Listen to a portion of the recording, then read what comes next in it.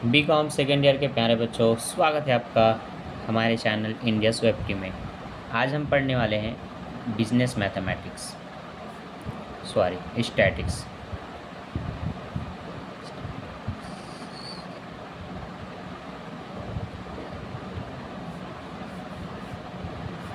Statistic में आज हम क्या पढ़ेंगे, ध्यान दीजिए।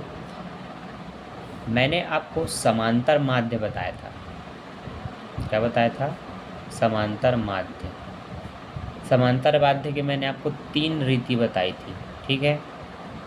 एक प्रत्यक्ष रीति, एक लघु रीति और एक पद विचलन विधि। पद विचलन, ठीक। जो कि ये और भी हैं, पर इतना ज़्यादा इम्पोर्टेंट है कि आपके एग्ज़ाम में, आप चाहे सेमेस्टर वाले हों चाहे फाइनल वाले हों, आपके लिए ये तीनों ही टॉपिक बहुत ही इम्पोर्टेंट है। मेथड बहुत है, पर आपको ये 3 ही मेनली पढ़ना है। और आप अपने एग्ज़ाम के क्वेश्चन पेपर देखेंगे पिछले ईयर की, तो आपको ऐसे कई क्वेश्चन मिलेंगे जिसमें इन्हीं तीनों का समांतर माध्य पूछा जाता है, ठीक है। अब जो बच्चे सेमेस्टर वाले होंगे वो स्पष्ट कमेंट करके बता देना कि मैं सेमेस्टर वाला हूँ या सेमेस्टर वाली हूँ, और इस वीडियो को लाइक कर दो आप सभी बच्चे। इससे पहले मैंने इसी के ऊपर एक वीडियो बनाया था लगभग 40 मिनट कुछ का, जिस पर मैंने डिटेल से चर्चा की थी और इतने बेहतरीन तरीके से पढ़ाया था कि वो वीडियो आपको एक बार ज़रूर देखना चाहिए, ठीक है। अब ऐसे तैसे तो मेरा पूरा लैपटॉप की चार्जिंग भी डाउन हो गई है, फिर मैं आपको दिखाना चाहूँगा, ठीक है। देखो, वीडियो के सेक्शन में आएंगे तो आपको ये मिल जाएगा यहीं पर। ये है वो बिजनेस मैथमेटिक्स, ठीक।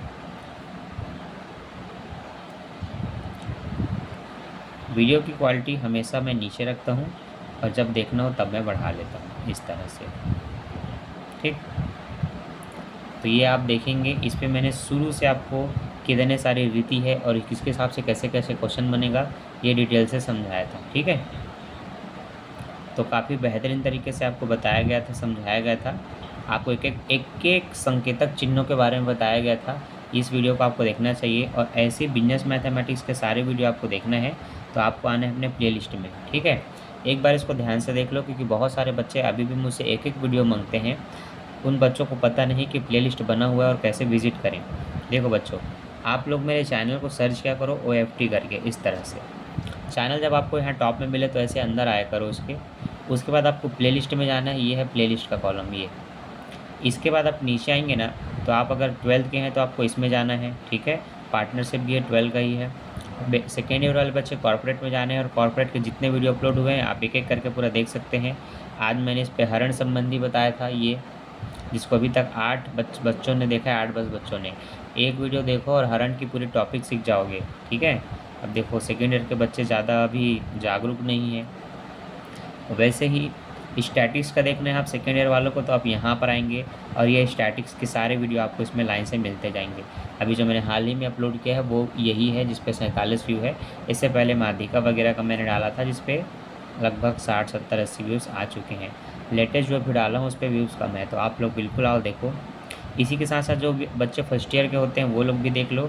ये आपके फाइनेंशियल अकाउंटिंग का, जिसके अंदर आपको जा करके अकाउंट के सारे वीडियो मिलेंगे, जिसमें आपकी जनरल एंट्री, रोकड़, बही, पंजी, प्रविष्टि, खतौनी, है ना। और साथ ही साथ आपके यूनिट 2 अंतिम खाते की थ्योरी, क्रय वापसी बही, विक्रय वापसी बही इत्यादि मिलेगा। साथ ही साथ जो इस 1-2 साल के अंतर्गत नए नए आपको जो टॉपिक्स मिले हैं, नए नए चैप्टर्स मिले हैं, उस पर भी वीडियो मिलते जाएंगी। तो ये कुछ वीडियो आप लोग को देखना चाहिए ताकि आप बेहतर तरीके से सीख पाएँ। मैंने प्रत्यक्ष रीति के बारे में उस वीडियो में चर्चा किया था जो 40 मिनट का है। आज मैं पढ़ाऊँगा आपको लघु रीति। लघु रीति के क्वेश्चन, सभी इस माध्य के क्वेश्चन लगभग एक जैसे होते हैं, बस उनके पूछने के तरीके से वो थोड़े अलग होते हैं।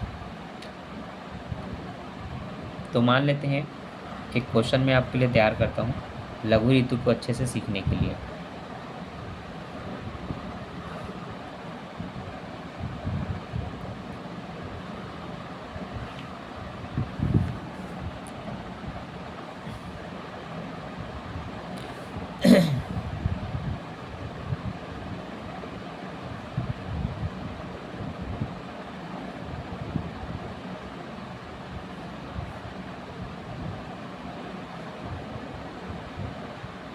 हम्म, ये कोई सा भी कॉलम हो सकता है, वर्ग क्लास आवृत्ति करके। यहाँ आपको 0 से 10 दिया जाएगा, 10 से 20 दिया जाएगा, 20 से 30, 30 से 40 और 40 से 50। ये वर्ग अंतराल 5 से 10 भी हो सकते हैं, 8 से 16 भी हो सकता है, 7 से 14 भी हो सकता है। यह बराबर का गैप हो ये ज़रूरी नहीं है, ठीक है। 8 12 दे सकता है, 4 12 दे सकता है ना। कुछ भी जैसी दी जाएगी वैसे आपको इसको लिखना है। ये आपका आकार होता है, वर्ग होता है, क्लास बोलते हैं इसको इंग्लिश में। नीचे आपकी फ्रीक्वेंसी दी जाती है, आवृत्ति, जो कि कुछ भी हो सकती है, 2 5 4 10, है ना। ये कुछ भी अलग अलग आपको दी जाती है। याद रहे, जब ऐसे आंकड़े देने के बाद मैं इसको 2 आंकड़ों पर आधारित क्वेश्चन कहता हूँ, आपको याद रखना है 2 आंकड़ों पर आधारित। और इस पर जब पूछे लघु रीति से समांतर माध्य ज्ञात कीजिए, लघु रीति से समांतर माध्य ज्ञात कीजिए, तब आपको इस मेथड से बनाना है जो मैं आपको भी सिखाने वाला हूँ। लघु रीति में 5 कॉलम बनते हैं जब आप इसको सॉल्व करते हैं तो, ठीक है। आप निकालने वाले हैं समांतर माध्य। क्या निकालने वाले हैं? समांतर माध्य। कौन सी रीति? लघु रीति से, ठीक है। तो उसके लिए मैंने बोला 5 कॉलम चाहिए आपको। कितने कॉलम चाहिए? 5 कॉलम। तो इस तरह से आप 5 कॉलम बना लेंगे, ठीक। देखो, वीडियो को पूरा देखना, ध्यान से देखना, और कॉपी निकाल करके मेरे साथ बनाओ, नोट भी करते रहो, ताकि बाद में नोट करने की झंझट ना रहे। देखते रहो, उतारते रहो और सीखते भी रहो कौन सा अमाउंट कैसे निकला, ठीक है। ये सीखने का एक बेहतरीन तरीका होता है। जैसे जैसे टीचर आपको समझाते जा रहे हैं, और अगर मैं खुद कह रहा हूँ कि नोट करिए, तो आपको नोट करते हुए समझना चाहिए, ठीक। चलो, ये हो गया आपका पहला कॉलम। ये बन रहा है दूसरा कॉलम। ये हो रहा है आपका तीसरा कॉलम। ये है आपका चौथा कॉलम, और इसको बंद कर देते हैं। ये आपका 5वां कॉलम, ठीक। जिसमें सबसे पहला कॉलम आपका होता है क्लास का, ठीक है। इसको आकार भी बोल सकते हैं आप, जो कि है 0 से 10, 10 से 20, 20 से 30, 30 से 40, 40 से 50, थोड़ा और नीचे आएंगे तो 50 से 60। लेकिन 50-60 आपका मान नहीं है, तो बस 40 से 50 तक लिखेंगे, ठीक है। पहला मान है आपका 5, दूसरा मान है आपका 2, तीसरा 4, 10 और ये 6, ठीक है। ये वाला मान नहीं है, ये कटिंग, ठीक। इसको आप बोलते हैं फ्रीक्वेंसी। क्या बोलते हैं? फ्रीक्वेंसी। आपको क्या करना होता है? आपको कल्पित माध्य निकालना होता है। कल्पित माध्य, सॉरी, मध्य मान निकालना होता है, ठीक है। मीन वैल्यू, मीन वैल्यू जो होती है वो क्या होती है? इन दोनों का आधा होता है। इन दोनों को जोड़ के आधा करते हैं। तो 0 और 10 को पहले जोड़ो, ये लोग 10 ही होंगे। 10 का आधा होता है 5, तो आप यहाँ पर 5 लिखेंगे। इन दोनों को जोड़ेंगे तो 10 और 20 मिला के 30 होंगे। 30 का आधा 15 होगा, ये 15 लिख दिया। इन दोनों का टोटल 50 होगा, 50 का आधा 25 होगा। ये दोनों 70 होंगे, 70 का आधा 35 होगा। ये दोनों 90 होंगे, 90 का आधा 45 होगा। तो इस तरह से हमने मध्य मान निकाला। अब ऐसे क्वेश्चन में क्या करते हैं? इसी में से एक कल्पित माध्य चुनते हैं और सब में घटाते हैं, ठीक है। तो कल्पित माध्य क्या है? 2 इधर छोड़ दो, 2 इधर छोड़ दो, बीच में जो आता है उसको सब में काट दो, ठीक है। वैसे नियम ये कहते हैं कि कोई सी भी एक संख्या लेकर आप काट सकते हैं, लेकिन ज़्यादातर हम देखते हैं कि बीच की संख्याओं में से किसी एक को लेकर के सब में काटा जाता है। तो 25 को लेकर के सब में घटाएंगे। तो ध्यान दीजिए, यहाँ सिखाने के लिए बता रहा हूँ कि इस 5 में ये बीच की संख्या 25 ऐसे घटेगी, तो आपका -20 निकलेगा। उसी तरह से इस 15 में इस 25 को घटाएंगे तो -10 आएगा, क्योंकि बड़ी संख्या के सामने माइनस है। जब स्वयं 25 से 25 कटेगा बच्चों, तो यहाँ 0 आएगा। क्या आएगा? 0 आएगा। अब उसी तरह से 35 में 25 घटाएंगे तो +10 आएगा, और अगर 45 में 25 घटाते हैं तो +20 में आंसर आएगा, ठीक है। अब देखो, जब योग निकालेंगे तो कुछ माइनस और कुछ प्लस आपस में कट जाएंगे, इसलिए मुझे एक संख्या और देनी पड़ेगी ताकि कुछ तो मान बचे, है ना। तो चलो, ये 50 से 60 है, समझो। यहाँ पर और लिख लेते हैं 50 से 60, ठीक। कुछ अंक दे देते हैं। मान लो इधर मैंने 20 दे दिया। कितना दे दिया? 20, ठीक। तो यहाँ पर भी मैं 20 लिख देता हूँ। तो फिर इन दोनों का आधा कितना होगा? 50 और 60 आपका टोटल 110 होता है। 110 का आधा 55, ठीक। 55 में भी घटा देंगे हम अगर 25 को, तो 5 से 5 कटा, 50 में ये जाएगा तो 30 बचेगा। ठीक है, चलिए इस तरह से आपके मान निकल गए, कल्पित माध्य निकल गया, जिसको आप डी कह सकते हैं। क्या बोल सकते हैं? डी। ठीक है, याद रहेगा। अब क्या करना है, अब जो आपका ये माइनस में मान आ रहा है इसको फ्रीक्वेंसी के साथ गुणा करना है। ठीक है, ये जो ज्ञात होता है ना इसको छोटा एक्स भी लगा देते हैं, इसको डी एक्स बोलते हैं। तो ये हो जाता है एफ डी एक्स, इन दोनों का गुणा होता है तो ये होता है एफ डी एक्स। तो 20 पंचे -100 हो जाएगा, इन दोनों का गुणा हो रहा है, याद रखिए 20 पंचे 100, 10 दूनी -20 हो जाएगा, 4 शून्य 0 हो जाएगा, 10 दहम ये 100 हो जाएगा, और 20 छक्के ये 120 हो जाएगा, और 20 और 30 का गुणा करेंगे तो 20 शून्य तो 30 शून्य तो 0, और 30 दूनी 60 मतलब ये 600 आया। ठीक, अगर मैं पहले अगर ये सब नहीं करता तो शायद कुछ ना कुछ की कमी हो जाती, लेकिन इसलिए मुझे करना पड़ा। तो आपको याद रखना है, जब आप बुक के क्वेश्चन बनाएंगे तो वो सिस्टमेटिक रूप से दिए जाते हैं, ये तो मैंने अपने मन से लिख के आपको बताया है। ठीक है, तो उसमें प्रोसेस क्या आपको याद रखना है कि इसमें 5 कॉलम बनाना है। प्रोसेस ये है, कितने कॉलम बनाने हैं? 5 कॉलम्स, याद रखिएगा। मैं इसको थोड़ा ठीक कर लेता हूँ।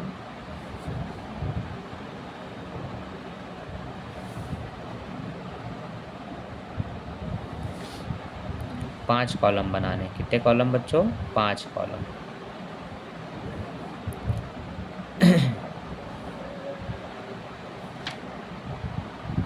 चलो देखो, सबसे पहले आप लास्ट वाले का योग कर लें, इसको बोलते हैं, योग को दर्शाते हैं सिग्मा से। तो ये सिग्मा ऐसे बनता है, थोड़ा ये ऐसे बनता है सिग्मा। ठीक, तो ये बना लेंगे यहाँ पर सिग्मा, मैं थोड़ा इधर बनाता हूँ, सिग्मा एफ डी एक्स। ठीक है, ये एफ डी एक्स को उतार देना है। टोटल कितना आएगा तो देखो, कुछ मान प्लस में कुछ मान माइनस में है, तो दोनों आपस में कटेंगे। ये दोनों मिला के 120 हो रहे हैं माइनस में, ये आपका हो रहा है 6 7 820। कितना हो रहा है? 820। दोनों जब कट जाएगा, एक प्लस और एक माइनस है, तो यहाँ पर आपका आएगा टोटल 700। कितना आएगा? 700। ठीक है, ये समझ लो 120 और 120 कट गया, 6 और ये मिला के 700 आपको बच रहे हैं। यहाँ मैंने लिख लिया 700। ठीक है, फ्रीक्वेंसी को टोटल करना है आपको, कितना हो रहा है? तो ये हो रहा है 10 और 20 और 30, 30 और ये 40, 40 और 1 47। तो इसमें सिग्मा एफ कहेंगे, और ये हो रहा है 47। देख लीजिए, 10 20 और 10 30, 30 और ये 40, 40 और 5 और 2 7 47। ठीक है, अब लघु रीति में जो समांतर माध्य होता है, ठीक है, लघु रीति में उस पर याद रखना,